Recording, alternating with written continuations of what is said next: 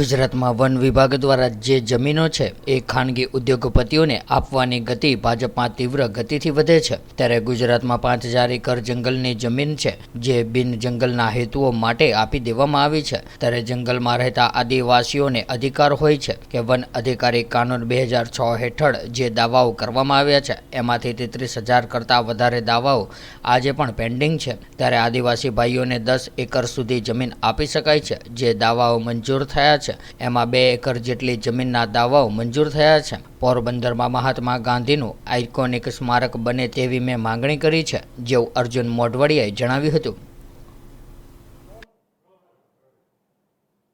ગુજરાતમાં વન વિભાગની જે જમીનો છે એ ખાનગી ઉદ્યોગપતિઓને આપવાની ગતિ છે એ ભારતીય જનતા પાર્ટીની સરકારમાં અતિ તીવ્ર રીતે વધી છે।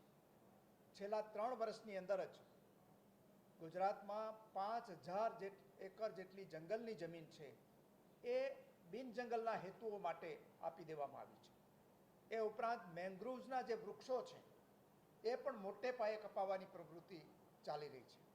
એની સામે જંગલમાં રહેતા જેમનો અધિકાર છે એવા આદિવાસી ભાઈ બહેનોને વન અધિકાર કાનૂન 2006 હેઠળ જે દાવાઓ કરવામાં આવ્યા છે તેમાંથી 33000 કરતાં વધારે દાવાઓ આજે પણ પેન્ડિંગ છે અને જે આદિવાસી ભાઈઓને 10 એકર સુધી જમીન આપી શકાય છે એમ, પરંતુ અત્યાર સુધી જે દાવાઓ મંજૂર કર્યા છે એમાં ભાગ્યે જ 2 એકર સુધીના દાવાઓ મંજૂર થયા છે। 2 એકરથી ઓછા જ દાવાઓ બધા મંજૂર થયા છે।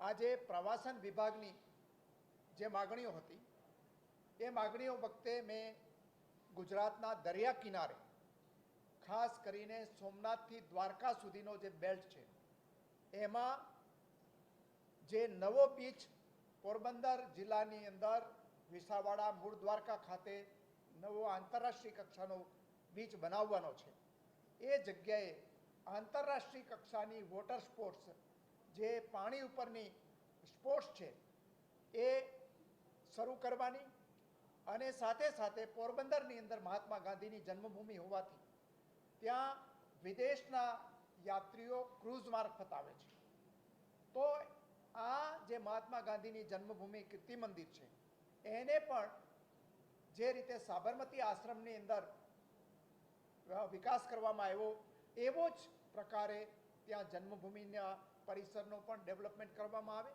એ ઉપરાંત આંતરરાષ્ટ્રીય કક્ષાનું મહાત્મા ગાંધીનું મેમોરિયલ સ્મારક, આઇકોનિક સ્મારક પોરબંદરમાં બને એ બાબતે મેં રજૂઆતો કરી છે। આ ઉપરાંત જે બરડા લાયન સેન્ચ્યુરી, જે અલ્ટરનેટિવ હોમ ફોર લાયન બરડા ડુંગરને વિકસાવવાનું 1982થી યોજના હતી, એ યોજના સાકાર કરીને ત્યાં લાયન સિંહો વસાવવામાં આવે વધારાના, એ ઉપરાંત ત્યાં સફારી શરૂ કરવામાં આવે એવી પણ મેં આજે માગણી કરી છે। तो व्हाट्सएप, ट्विटर, फेसबुक, इंस्टा जहाँ भी आपका अकाउंट है इसे शेयर बटन के द्वारा वहाँ पर शेयर करें।